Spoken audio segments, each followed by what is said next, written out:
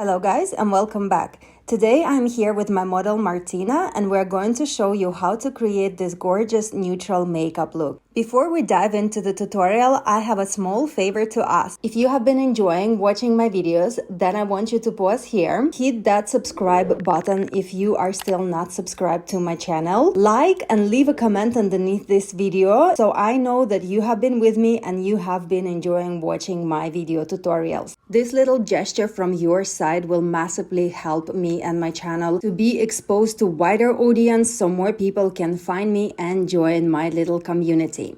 Alright guys, back to the tutorial. As usual, I have prepared Martina's skin off camera and I will link all of the products down below. Now I'm going over with a foundation and today I'm using my new foundation from Charlotte Tilbury. It's called Beautiful Skin. This is her light coverage foundation and I believe this is their replacement for the old foundation which was called Light Wonder, and Light Wonder was one of my favorite foundations in my kit and I was really sad that she discontinued it. However, now that I have tried Beautiful Skin foundation, I am absolutely in love. It's perfect for someone with a good skin that only needs a light coverage and is after the dewy finish. Martina has wonderful skin and I don't want to overload it, so this foundation was perfect for her. Now the only area of concern and where I want to concentrate more of a coverage is underneath the eyes and a little bit in the center of the face. For this reason I have picked Hourglass Vanish Concealer, which is one of the fullest coverage concealers that I came across. The formula of it is so incredible that once you apply it in a thin layer, it literally cancels any darkness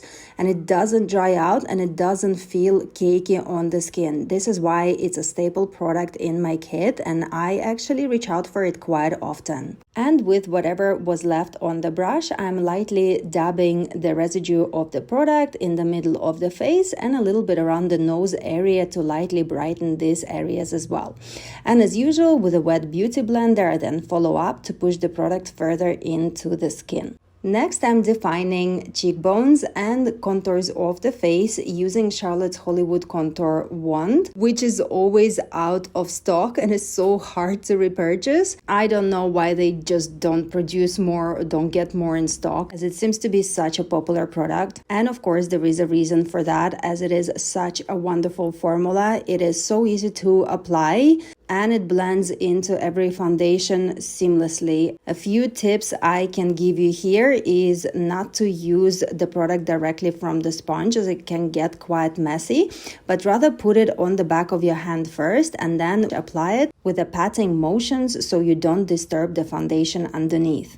And after we contoured the face, we need to apply the blusher. Today I'm using my new blusher from Patrick Ta in the shade She Is Blushing, which I find is quite universal. I actually use it on so many different skin tones and it works magic. What I like about this blush is that it comes in two textures. On the top there is a creamy part and underneath there is a powder, and they're a little bit different in shading, which means that you can layer the colors. You can use the cream, then powder on top, and actually, as Patrick suggests, to use the cream afterwards with the beauty blender for more natural, more dewy finish. I will come back to that powder part again, but for now I need to powder underneath the eyes first. Today I decided to use Huda Beauty's Easy Bake Baking and Setting Powder in the shade Cupcake underneath the eye and in the middle of the face. If you guys watch my videos, then you know that recently I am obsessed with powdering with the sponges or powder puffs and with this Huda Beauty powder, as I find that it is making under the eye area super smooth and just super flawless, and it looks incredible both on camera and in real life.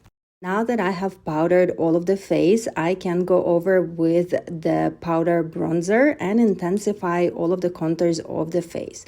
Now again, guys, you remember we put bronzer on the areas where sun hits us and we put contour on the areas that fall into shadows. However, I find that this bronzer from Charlotte Tilbury is not too warm in its coloring, so actually it is a little bit of a hybrid product. So I like to use it all all over, including the top areas and the shading areas too, as I feel like on medium to deep skin tones, I can get away with a warmer contouring products.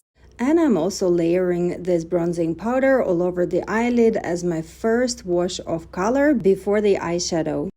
So now that my complexion is nearly completed, I can go back to the powder blush and add extra pop of color in the transitional area in between the contour and the eye. I find the higher you apply the blush, the more of a lift you give to the face. And this is the goal with most of my beauty tutorials. When I create warmer complexions, I find myself reaching out for this Dior Backstage palette in the shade Glitz very often. I love how it looks on light medium deep skin tones, and it doubles up as a highlighter and as a blusher as it has a few different shades in it. Now on to the brows, and there is not much that we really need to do with Martina's eyebrows as they are bushy and actually are fantastic in shape. All I wanted to do is just lightly comb got-to-be brow gel through the brows to lift them up a tiny bit and give them groomed appearance.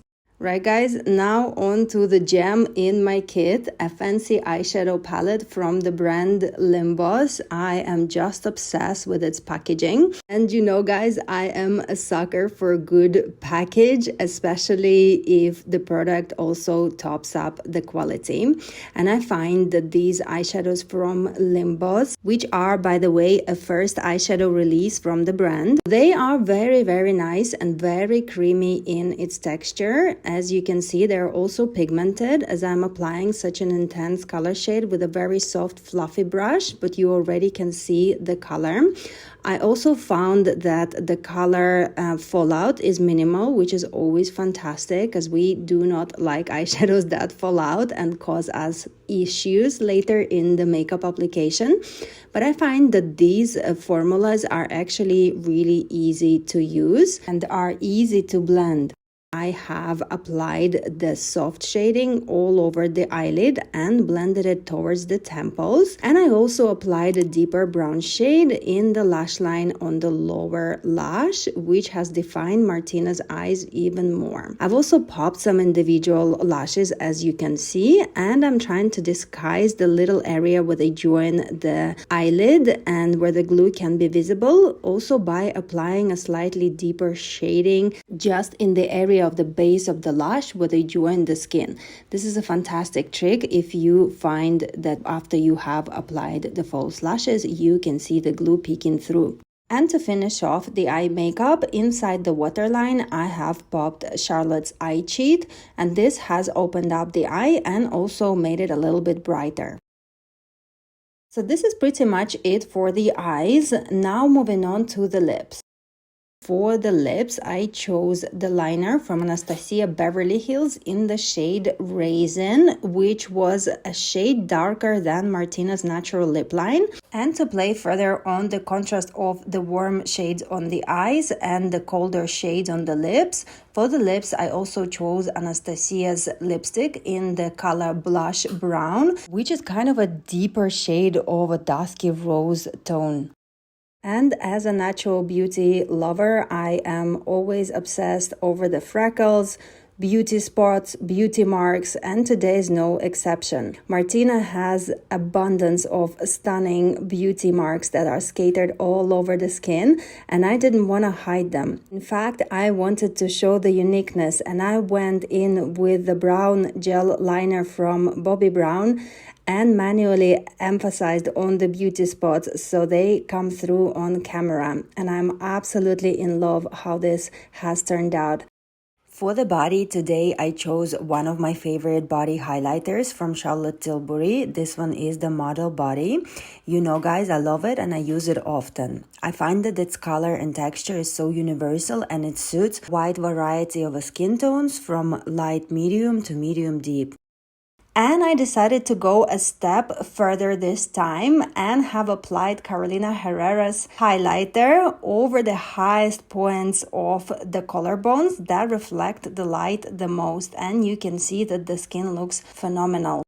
Now, final powder application in the center of the face. This time I chose a different Huda Beauty powder shade, and this one is Peachy Pie, to disguise any grayness that could have peeked through under the eye, and I feel like this has done the job. I recently love layering different color powders underneath the eye to achieve different results.